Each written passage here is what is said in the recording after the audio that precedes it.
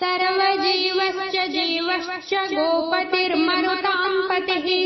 मनोबुद्धिरहङ्कार कामादिक्रोधशासनः कामदेवः कामपालः कामाङ्गः कामबल्लभः शत्रुनाशी कृपासिन्धुः कृपालुः परमेश्वरः श्रीकृष्णो जगदाधारो विश्वाधारो धराधरः धर्माधारो गुणाधारो सत्याधारो जगद्गुरुः ज्ञानाधारो मूलाधारः शङ्खचक्रगदाधरः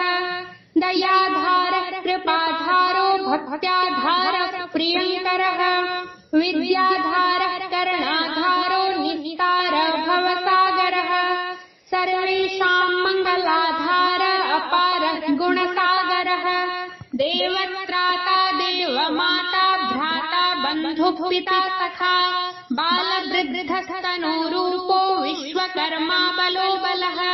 अनेकमूर्तिः सततं सत्यवादी सताङ्गतिः लोकब्रह्म बृहद्ब्रह्म स्थूलब्रह्म सुरेश्वरः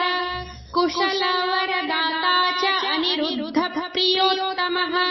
सद्यः पापहरो देव अशेष दुःखनाशकः